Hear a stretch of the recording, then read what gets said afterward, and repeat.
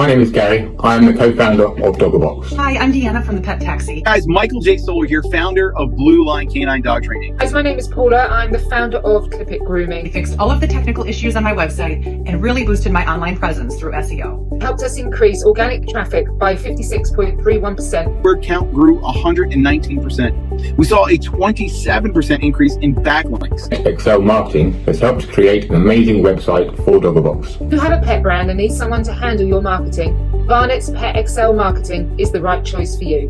If you have a pet brand and you want to grow it, I highly recommend Pet Excel Marketing. And if you're looking for a marketing agency that's going to boost your pet brand and bring it to the next level, then look no further than Pet Excel Marketing.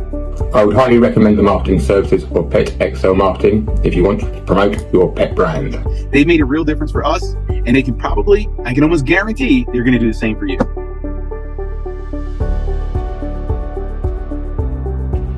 Welcome back to Pet Brand Podcast, the show where we dive into the stories behind the most innovative and impactful brands in the pet industry.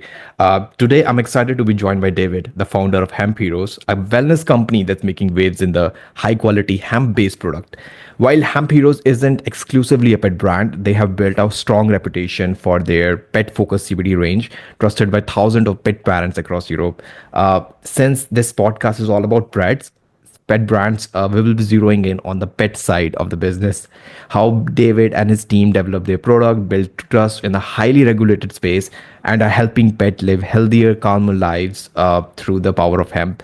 I'm your host Varnit, and in this episode, we will explore David's journey from corporate consulting at PwC to pioneering a purpose-driven B Corp-certified company dedicated to pet wellness.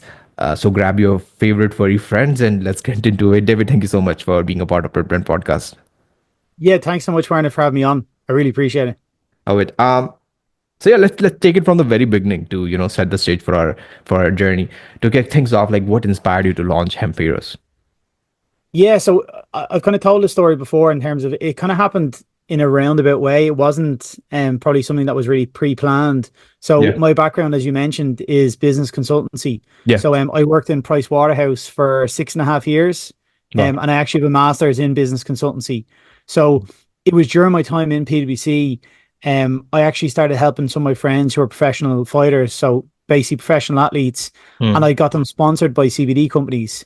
And they were looking to use CBD for kind of sleep, recovery, inflammation. And when we got the products, they were absolutely dreadful. So in every way, from the packaging, the branding, the quality, the whole lot. So I kind of looked at it, I suppose, with my consulting hat on and said, okay, we have a problem here.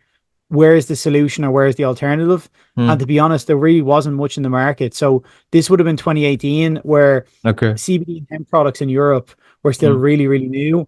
In the US, they were a little bit more developed. So essentially, I spent the next 8 months researching the industry, and I then used the money that I had saved for a new car to actually launch the business. So we launched in November of 2018, and at the time, we actually launched with 1 pet product and 3 human products. So the business obviously evolved since that time, and now we have over, I think, 12 different pet products. Wow. So it's really grown. And since this industry like heavily regulated, since it's a hemp-based product? It is in some respects, and in others probably not as regulated as it should be. So all of our products on the human side are obviously food supplements, and then on the pet side, they're regarded as basically feeds.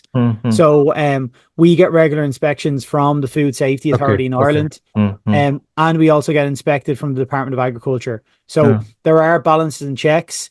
Unfortunately, and probably one of the reasons I got into the industry was there's still a lot of low quality products in the market, and the consumer education is still coming along, because even now when I speak to people, most people think CBD is all the same, and the only difference is the price point between product A and product B, and that just couldn't be further from the truth. So do you think that the market is educated in terms of like CBD, or do you think that it needs more education in terms of like what's right, what's wrong for you?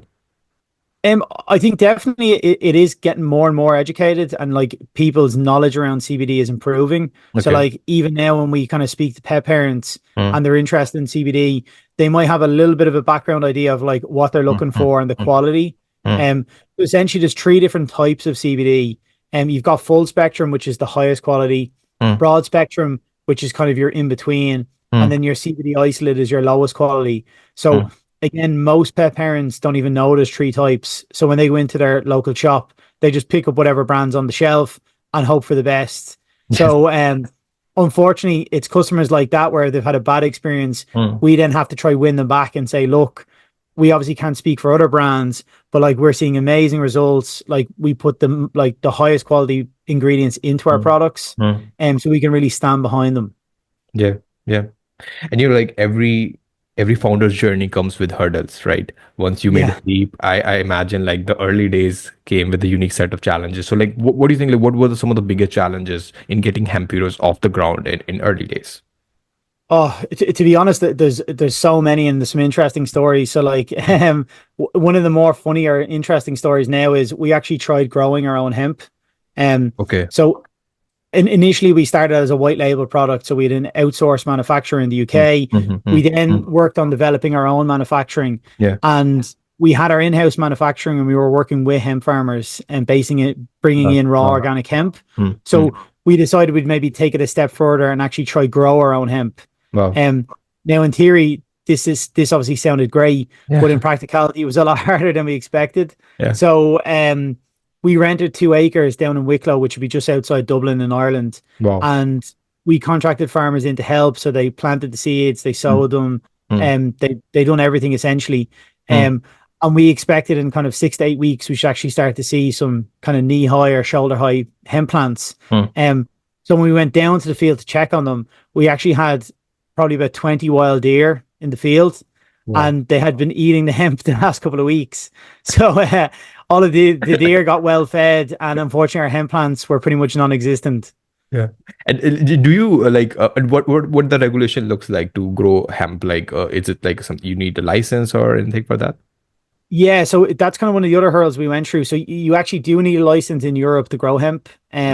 So the license isn't too difficult to get. There are certain things you have to pass. So you have to pass like background checks. It also has to be, I suppose, the hemp has to be placed in I suppose, away from roads, that it's not in a kind of like a high visibility area.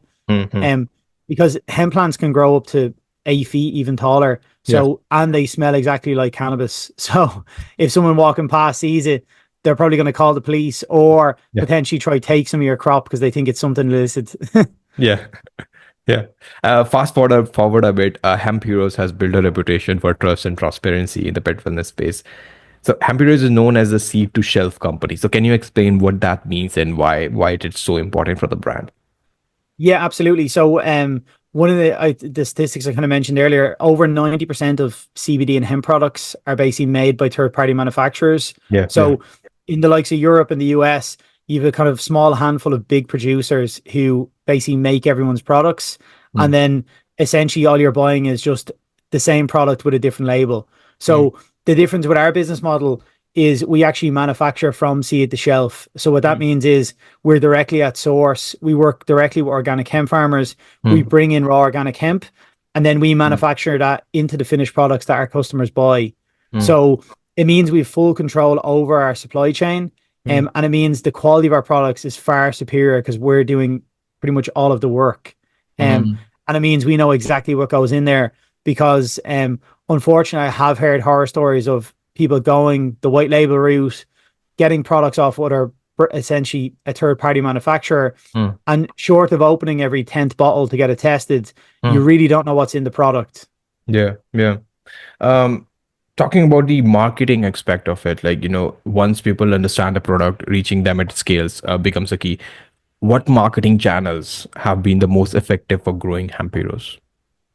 Yeah, so marketing is kind of an interesting one. It's probably something a lot of people don't know from the outside and around the hemp and CBD space. But you actually can't do any paid advertising, which makes it very tricky because most traditional businesses put money into Facebook ads, Google ads, Instagram, and that's how they grow their awareness. We've had to do it at a very kind of grassroots level by essentially the product nearly selling itself. So a vast majority of our marketing is actually word of mouth. So when people try our products and see the fantastic results they get from them, they tell all their friends who have dogs, they tell their family, they essentially kind of, I suppose, spread the word for us. So definitely word of mouth would probably be one of our biggest marketing tools, which is amazing because essentially it's cost free.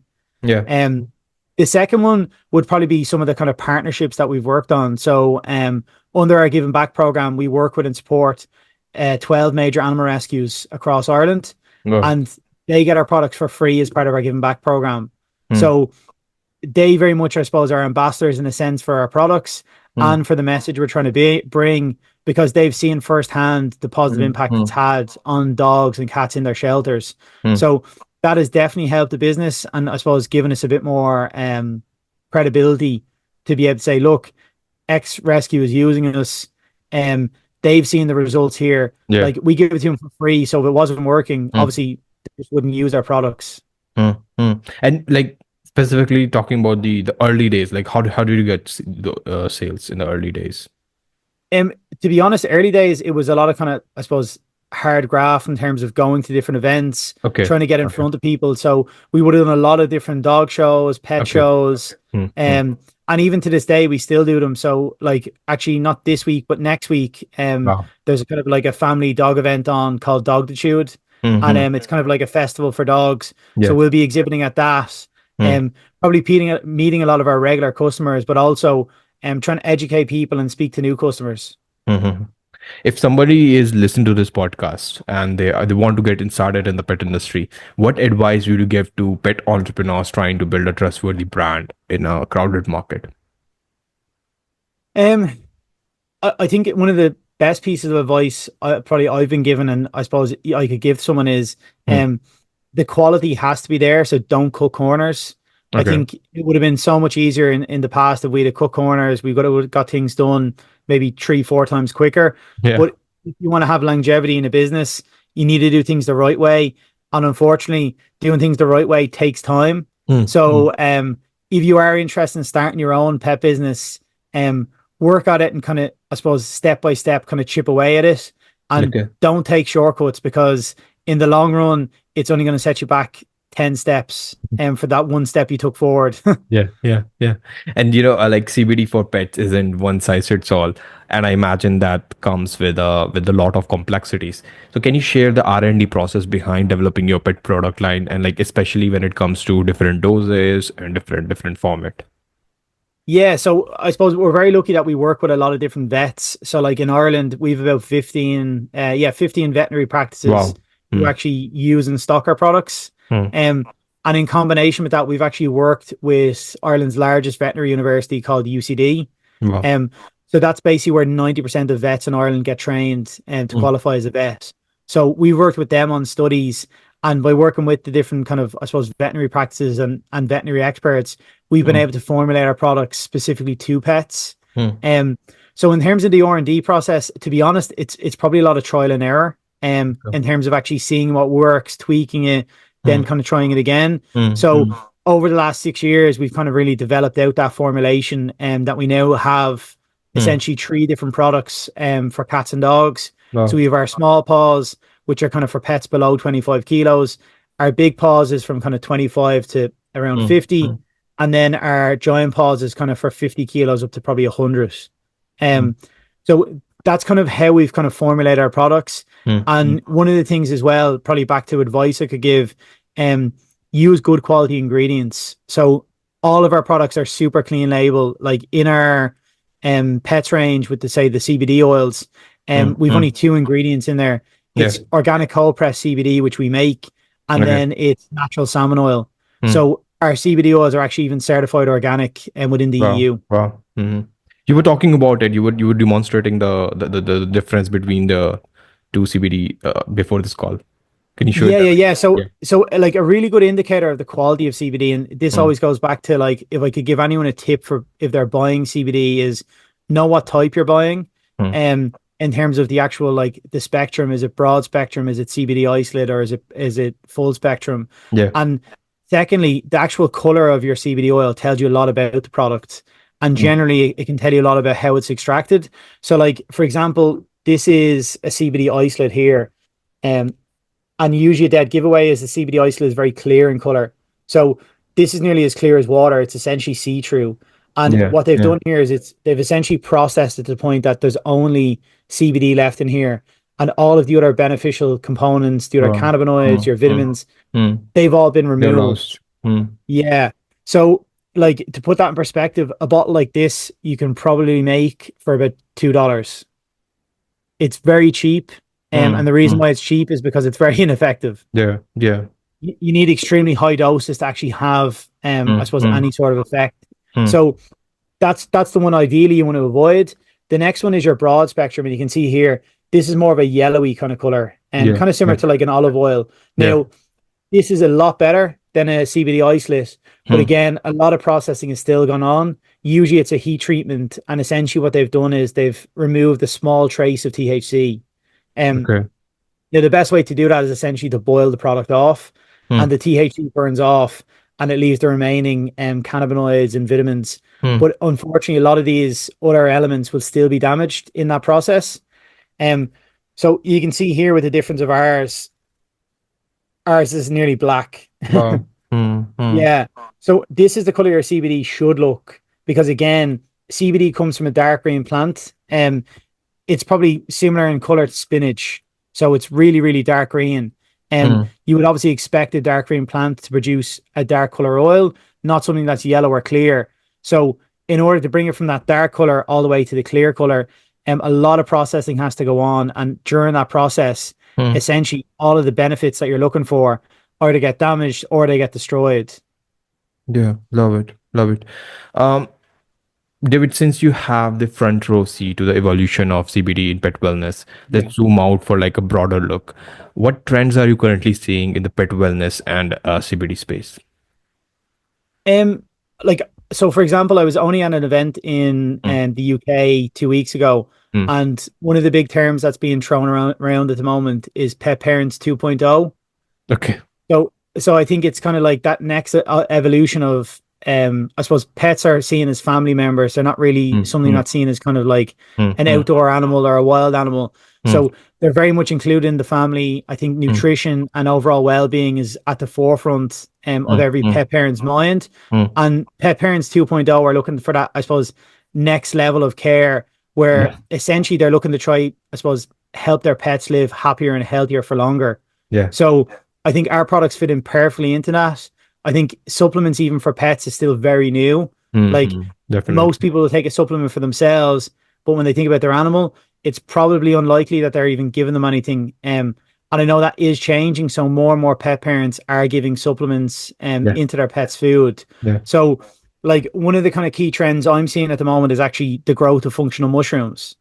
So functional mushrooms are kind of on a similar wavelength to CBD, and they're super, super interesting and have a lot of different potential benefits.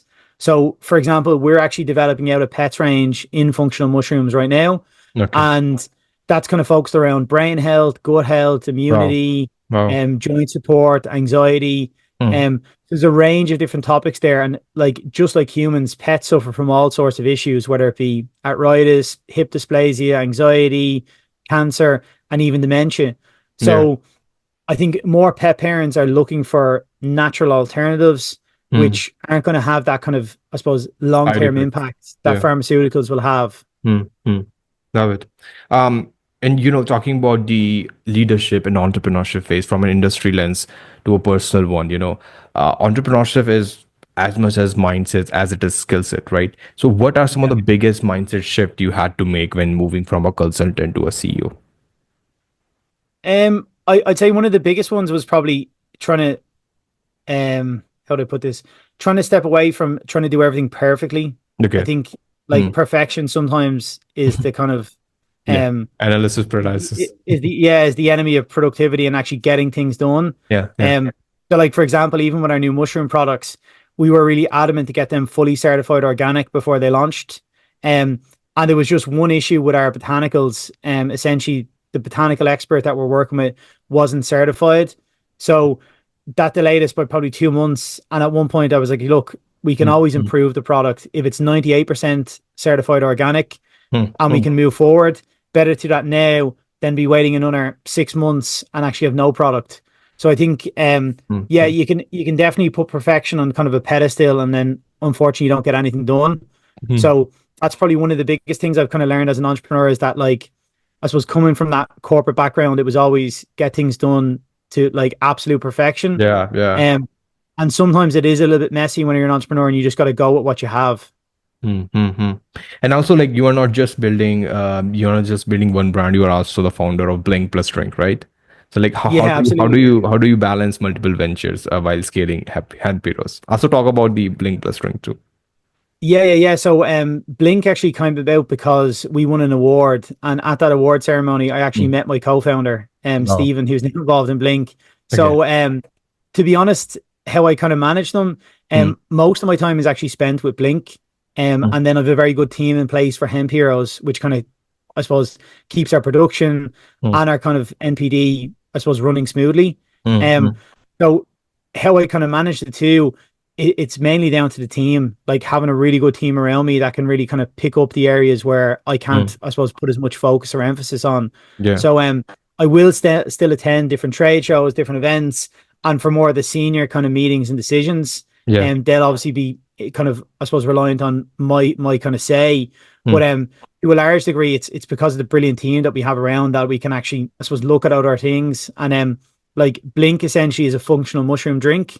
okay. So the idea behind it is, and I suppose very in line with our human and pet supplements. Mm, We're trying to bring something that's better for you and more natural to the drink space because the vast majority of drinks in shops are high in caffeine, high in mm, sugar, mm, mm. full of nasty Yeah. additives, preservatives, and questionable ingredients.